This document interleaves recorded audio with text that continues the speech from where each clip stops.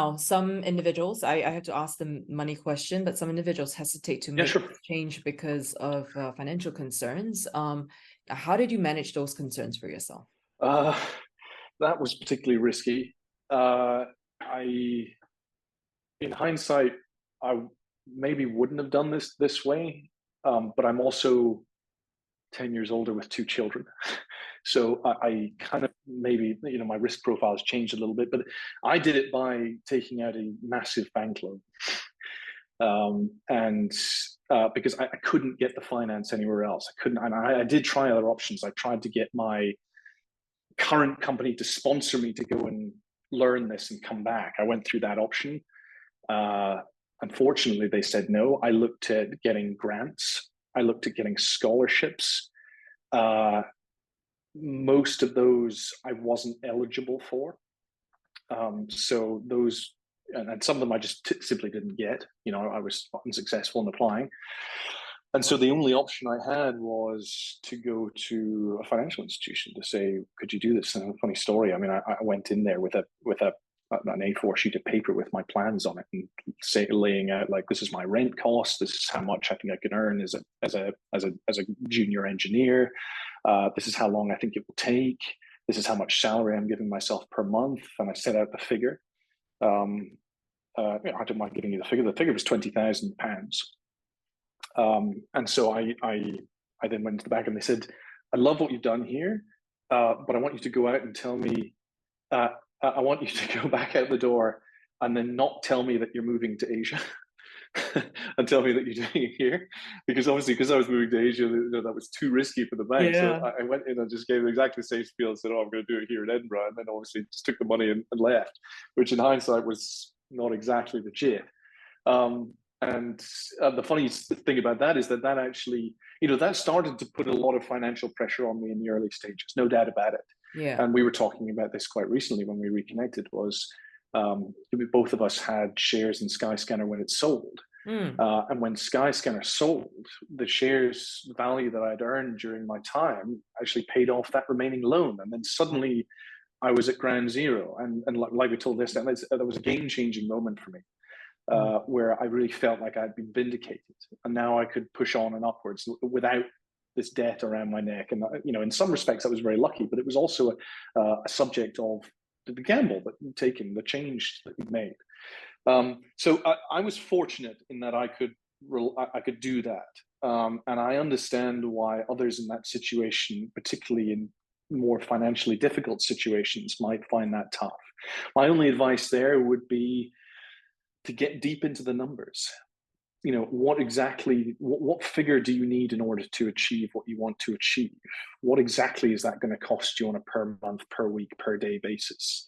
What steps can you take now in order to ease that burden? And you can work through it logically. And I would certainly suggest relying on your network. Start speaking to people about what you're planning on doing, and they can suggest avenues for you. Try and rely on your network. Grants and the scholarships, for example, are a really good option if you can qualify for them. And it's not impossible to get sponsorship from a company, which is another option as well. So I would suggest that I would say to those people that it is a very valid concern, and it is something that worries most of us even now. So it's something to take seriously. And what I would suggest is arm yourself with as much knowledge as you can in order to get yourself comfortable with it. I love the idea, the fact that you prepared a proposal and you took it into the bank, because most people think about things like, oh, you go to a bank to loan for mortgage, for a student loan, etc. But I think what you did, that was pretty radical. And I'm so happy that the bank actually agreed with you and provided. Yeah, I mean, in hindsight, thanks to the bank manager who backed me on that and gave me the tip that really changed my career. Yeah. As I said, like, I may not have made the same decision with two kids under my care now, but at the time I was 20, 28, 26, 27, 28, something like that. Yeah. So and a single, so I was, my risk profile was different, so I was able to do it.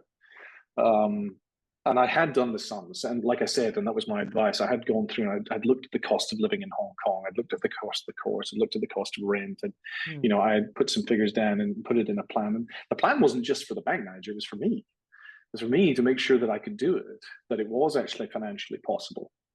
And even then, being pretty conservative, I was still pretty tight. Yeah. Thank you.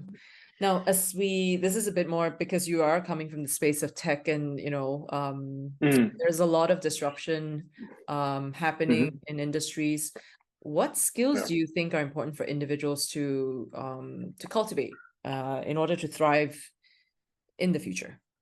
Good question. I think about this a lot with my two daughters.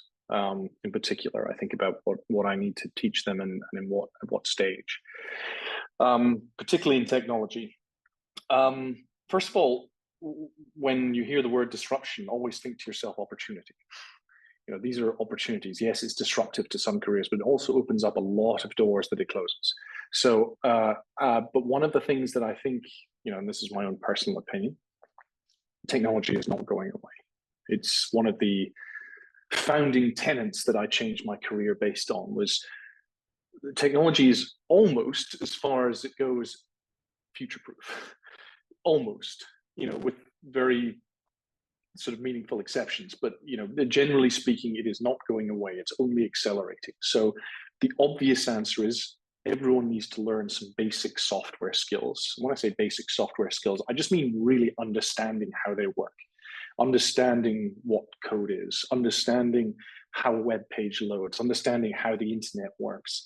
I think that should be basic. I certainly think we should be teaching our young kids from a very early age the basics of problem solving and learning with software, and piecing together logic and reasoning. And I know there's some good resources out there for kids doing this on. I would also say one of the other things that I think the tech industry has slowly learned the hard way, that is arguably equally as important, is empathy and emotional intelligence, human skills.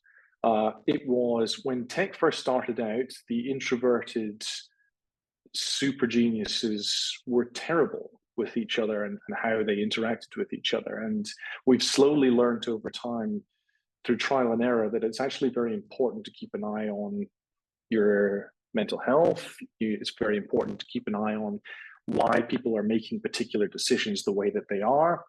It's important to understand what a person's background is when they're working with you, what they like to do in their spare time, what their family situation is. All that is information that you need in order to do your work more effectively. And I think that's something that we've come to learn the hard way.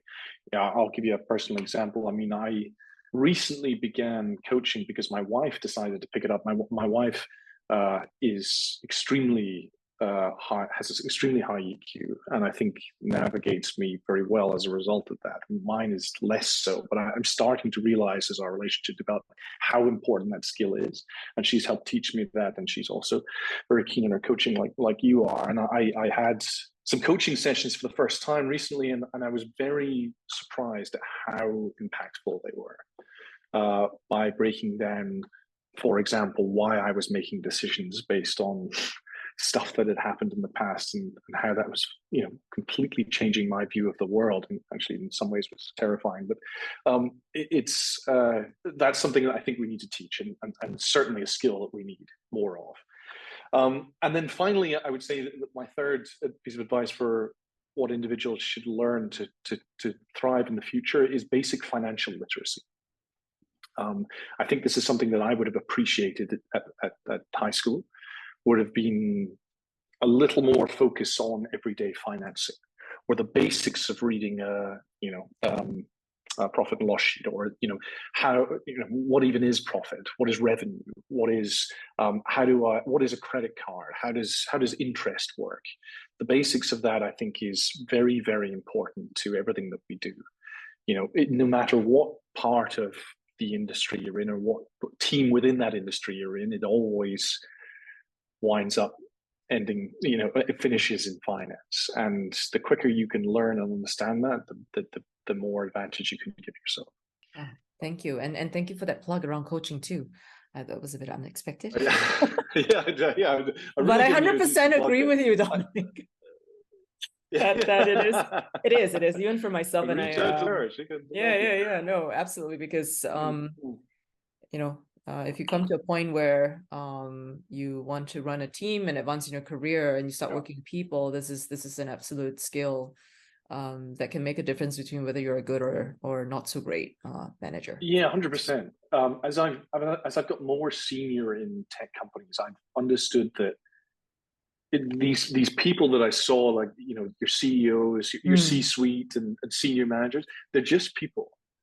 That's all they are. When you get up there, when you're in a boardroom, they're just people. They have good and bad days. They have biases. They have particular ways of viewing the world. And the more that you can understand that, makes your job more effective. And I think if we can understand that a bit clearer, and we are beginning to, thankfully, that can make life a lot easier for a lot of us and more effective. And I certainly believe that. And you know, through, not a shameless plug of you, I certainly have got benefit from my coaching sessions I've had. Granted, they've been few, but I have got benefit from them. Perfect. Well, thank you so much, Dominic, for giving us time and sharing with us your life lessons that you know, you've had to. Life lessons. Yeah, I'm not sure I'm qualified to give life lessons, but I hope, you know, what I hope is that by sharing this, others in my similar situation or in past me's would look at this and take some heed from it and maybe use it for positive changes in their own life. I think if that's the result of this, then I'd be very happy.